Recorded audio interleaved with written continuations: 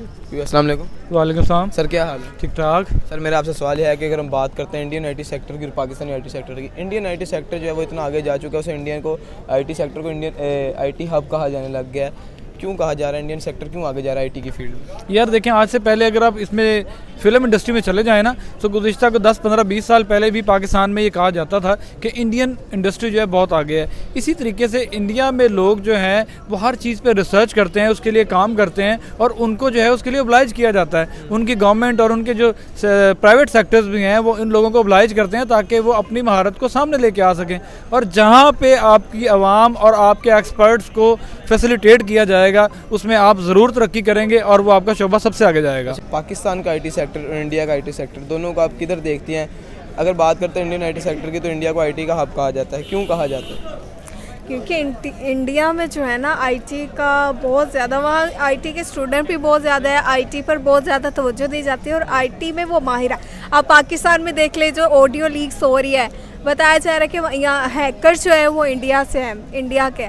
तो क्योंकि इंडिया में आईटी पर बहुत काम किया जाता है और आईटी का जो सेक्टर है बहुत बड़ा सेक्टर है। और पाकिस्तान में अभी मुझे लगता है कि आईटी के हवाले से इतना बड़ा कोई सेक्टर नहीं है, ना ही आईटी को जो है स्टूडेंट्स इतना पसंद करते हैं, ना ही आईटी के हवाले से यहाँ हुकूमत की तरफ से कोई काम किया जाता है। आज के पाकिस्तान और इंडिया दोनों के आईटी सेक्टर का हम कंपैरिजन करते हैं, तो आप पाकिस्तान के आईटी सेक्टर को किधर देखते हैं और इंडिया के आईटी सेक्टर को? यार हम दोनों के व्यूज़ अलग है। मेरे ख्याल में पाकिस्तान का बहुत बेहतर है। पाकिस्तान जिंदाबाद। आप?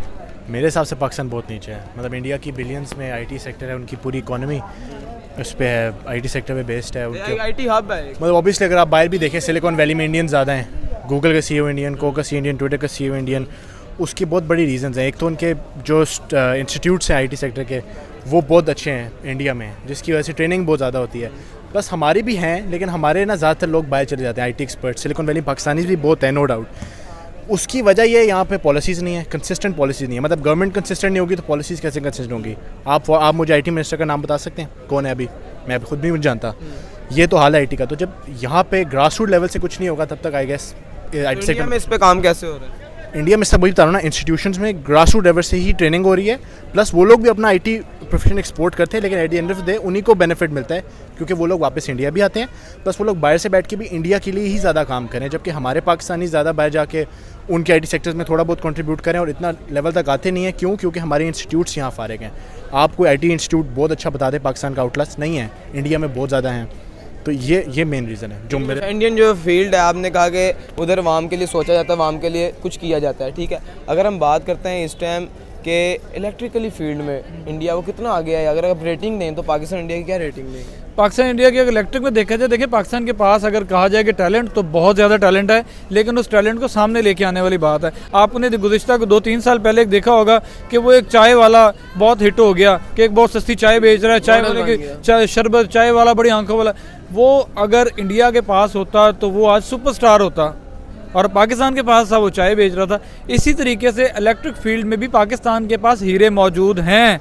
अगर आप उनको ढूंढेंगे, उनको ढूंढ के ओब्लाइज करेंगे, उनको आगे लेके आएंगे तो आपको पता चलेगा कि पाकिस्तान किसी से पीछे नहीं है। पाकिस्तान के अवाम, पाकिस्तान के यंग ढूंढती है। इंडियन लोग जो है वो इन लोगों को तलाश करते हैं। वो क्यों इंडियन आइडल प्रोग्राम करते हैं, अपने लोगों में से सिंगर निकालते हैं। बात करते हैं यूनिवर्सिटी के हवाले से, तो पाकिस्तान में इतनी तादाद में यूनिवर्सिटी नहीं है आईटी की जितनी इंडिया में।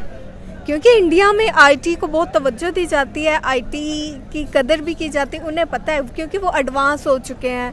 उन्हें पता है कि अगला जो दौर है वो सोशल मीडिया का या मोबाइल या सिर्फ मतलब कंप्यूटर का दौर है, तो वो एडवांस काम करते हैं। तो पाकिस्तान मुझे लगता है वो सिर्फ सोच रहा है अभी। अगर आप रेटिंग करेंगे दोनों को तो पाकिस्तान कितना पीछे है इंडिया से? अगर आईटी की भी आपने फील्ड में कहा कि पीछे है, कितना पीछे? आईटी के हवा वैसे तो पाकिस्तान जो है ना बराबर है, पाकिस्तान किसी से पीछे नहीं है, लेकिन आईटी के हवाले से देखा जाए तो आईटी के हवाले से मुझे लगता है कि पाकिस्तान इंडिया से पीछे है। रैंक मतलब आप रेटिंग करें ना कितने?